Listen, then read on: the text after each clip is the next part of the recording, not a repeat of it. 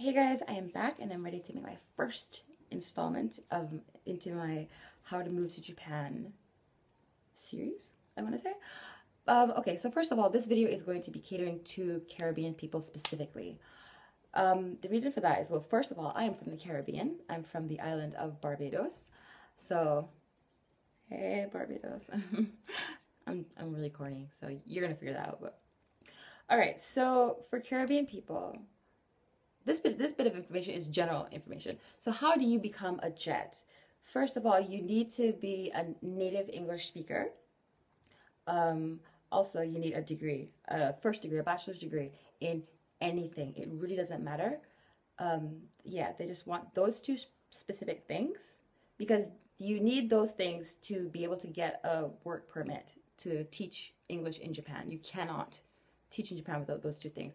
But also for JET, they also recommend having a teaching certificate of some kind. But that too is not necessary, but it does make your application look good.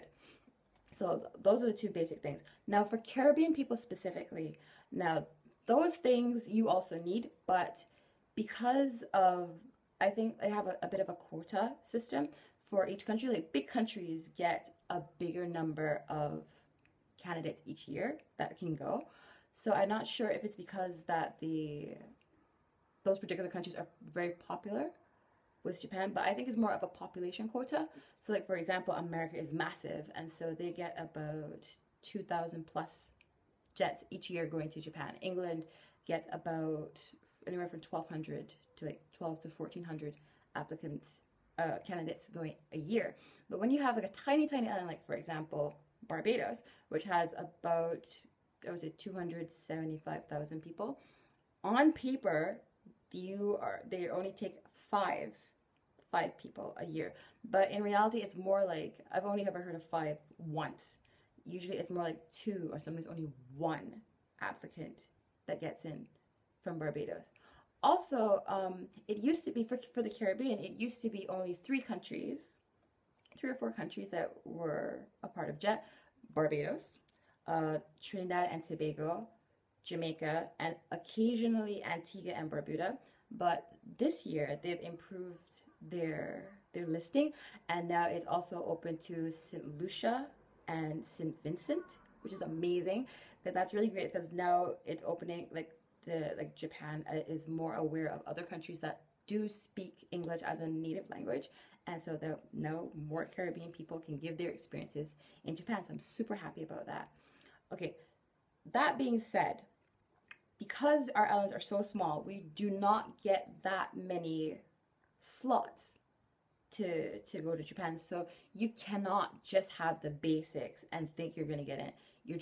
I'm gonna be honest, you won't. Because it's not like America where they can say, like, oh, hey, this guy's really good, this guy's really good, this guy's so-so, but we've got the space, we can take him. No. For the Caribbean, it is a shark tank. It is a shark tank. You have to bring your A++++ game to get in. So for those thinking about doing JET, and you've just heard about it, I strongly do not recommend you applying the first year you've heard about it. You want to make your application look as good as humanly possible. So I would say do not apply the first time you think about it.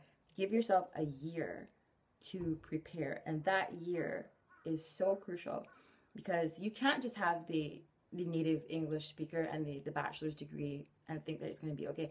You need to stand out above so many other applicants. So I would strongly suggest taking time to look at first the application, because it tells you that they want someone who has international experience. Of course, sometimes you don't have the opportunity to travel abroad and to get experiences that way. Look into things within your island, like volunteer with international organizations, volunteer working with kids. That is so important because you will be working with kids and every single day. So they want to know that you have some kind of idea of what it's going to be like to work with kids and people from different countries. So look into doing things like that. Volunteer with kids, tutor kids, work at summer camps, help at I don't know, go to church and help at Sunday school. Just to show that you have made an effort to be more prepared to go to Japan. also get some kind of teaching certificate, get some kind of teaching experience.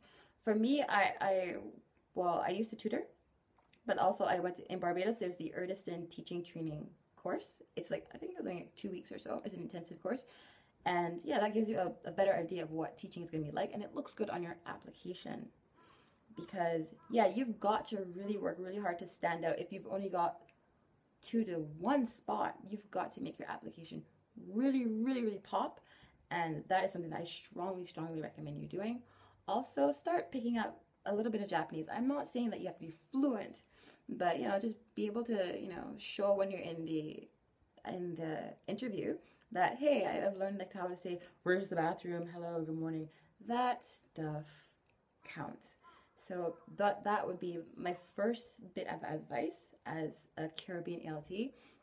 And also, yeah, show a lot of interest in Japan. Start to research a bit more about Japan and like have a good idea of where you want to go. Because also in your application, they ask you where you want to be placed. As much as there is the option of saying, I'll go anywhere, think about your options, look, research, and then try to explain why you think that particular placement is a good fit for you. So that's why I would say I would strongly, strongly, strongly recommend not going into it all kind of lackadaisical, like, hey, I heard about it this year, I thought I'd give it a shot, so where's my plane ticket? No, please give yourself some time to research and prepare and make yourself look as good as humanly possible. So, okay, that will be my first bit of advice. I don't want to make these videos too long, so I will be making another video hopefully very, very soon. So I will be seeing you guys in my next video. I hope this little bit of information has helped, and I'll see you guys soon. Bye, everyone.